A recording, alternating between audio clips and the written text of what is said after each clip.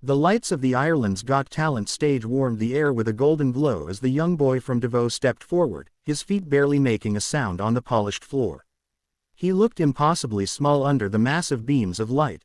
Skinny arms, oversized hand-me-down shirt, pants slightly torn near the knee, yet there was something quietly powerful about the way he held himself. He wasn't confident, but he wasn't defeated either. It was the posture of a child who had survived too much but still believed that maybe, just maybe, something good could happen if he tried one more time. The huge audience slowly fell silent, curious, drawn to him the way people are drawn to something fragile and honest. His eyes scanned the room nervously, as though searching for a familiar face that wasn't there. He gripped the microphone like it was the only thing keeping him standing. A soft murmur rippled through the seats when Judge Even leaned in, her expression tender. "Sweetheart, are you okay?" she asked, her Irish accent warm and gentle. He swallowed hard, nodded, and said quietly, "I'm from Davao, we don't have much. But singing is everything to me." His voice cracked, not from fear, but from truth. The audience reacted instantly, some whispering, "Ah," some already reaching for tissues, sensing the weight behind his simple words. When the music began, the familiar opening notes of Hotel California filled the theater, but the arrangement was stripped down, minimal guitar, soft echo, leaving space for his voice to rise. And it did. The first line he sang drifted out softly, but the tone was startling, raw, emotional, and textured with experiences far older than his 13 years. Judge Patrick's eyebrows shot up as he leaned closer to the edge of the table, listening with surprise. Roisin's hand flew to her mouth, her eyes widening as though her heart had been hit without warning. The boy's voice carried a kind of pain that didn't scream, it whispered. It told stories without explaining them. It made every person in the room feel something, even if they didn't know what exactly. His eyes remained half closed as he sang, like someone reliving every memory that shaped the sound coming out of him. When he reached the higher notes, his voice didn't falter. Instead it soared, cracked slightly, then soared again, creating a heartbreakingly beautiful imperfection that made the performance feel almost spiritual. The audience didn't move, not one cough, not one rustle. It felt like time had slowed down just to listen. As he reached the chorus, the emotion in his voice deepened, and the intensity of the room shifted. Judge Patrick stood up, shaking his head in disbelief, muttering, no way, as though his brain couldn't process what he was witnessing. Roisin blinked fast, her eyes filling with tears she didn't bother to hide. Even pressed her hand over her heart, overwhelmed. When the final line escaped his lips, soft but steady, the silence that followed felt sacred. For a moment, even the boy himself seemed unsure if he should breathe, as though he had poured out every piece of his soul and didn't know what came next. Then the entire auditorium erupted. Shouts, applause, cheers echoing like thunder. The boy's head lifted in shock, eyes widening as he realized the world had just changed for him in a single song. The final note from the boy's trembling voice lingered in the air like a fragile thread of magic, refusing to fade even after the music stopped. For a heartbeat, the entire auditorium remained frozen, thousands of people suspended in total silence, their emotions trapped in their chests. Even the boy himself didn't move. His hands were still wrapped tightly around the microphone, his shoulders lifted with the tension of someone who never expected applause, someone who'd lived most of his life unnoticed. He looked out at the sea of faces with wide, uncertain eyes, as if bracing for disappointment. But then it happened. A single person from the back row rose to their feet. Then another, and another. Within seconds, the entire audience surged upward into a roaring standing ovation. The sound was deafening. Cheers, whistles, clapping, shouts of, "Bravo!" and, "You're amazing," crashing toward the stage like a wave. People were wiping their eyes, hugging each other, looking stunned by what they had just witnessed.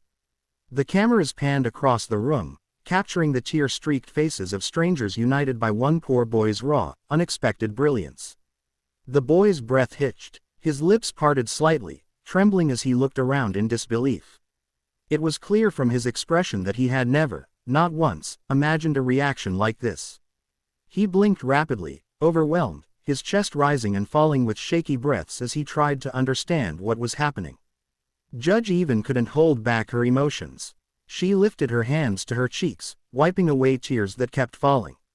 Her voice trembled as she finally stood up from her chair.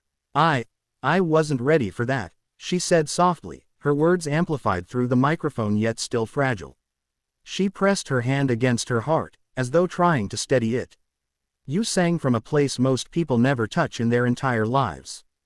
Judge Patrick, who had spent the last half of the performance standing in shock, stepped out from behind the table and moved toward the front of the judge's platform. His face was flushed, his eyes glassy, his expression filled with admiration and disbelief. Pointing toward the young boy, he shook his head slowly. Kid, you didn't just sing. You changed the whole atmosphere in this room. His voice cracked, and for a moment he laughed through his emotion, rubbing the corner of his eye with his thumb.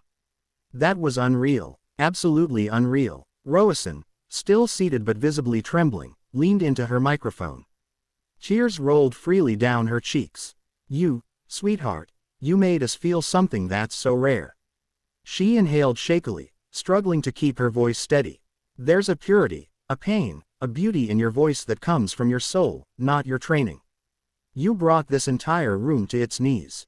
The boy stared at her, swallowing hard, trying not to cry. His hands shook as he lowered the microphone.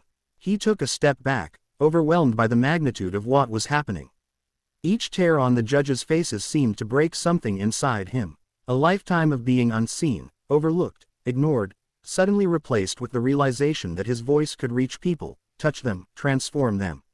For the first time in his life, the boy from Davao stood beneath the spotlight not as a shadow of poverty, but as a rising star who had moved an entire nation with nothing but the truth in his voice. The boy stood trembling beneath the hot stage lights, the sounds of cheering still shaking the walls of the auditorium. Golden flecks of confetti from earlier performances still clung to the edges of the stage, but nothing prepared him or anyone else for what was about to happen next. The room hummed with electricity, the kind of charged silence that comes right before something unforgettable. Every eye, every camera, every heartbeat locked onto the small boy from Davao standing alone at center stage, his chest rising and falling as if he were trying to hold the moment together with breath alone. Judge Patrick exchanged a glance with Roisin, then with Even, one of those silent conversations that happen between people who already know exactly what they're about to do. The audience sensed it instantly. The cheering tapered into a hush, but it was a shaking, eager quiet, the kind filled with hope and anticipation. Someone from the front row whispered, "Golden buzzer, it has to be," and that whisper spread like a spark through the crowd. The boy took a small step back, confused by the sudden stillness. He glanced at the judges with the kind of wary innocence that comes from a life where surprises are rarely good. His hands fidgeted at his sides.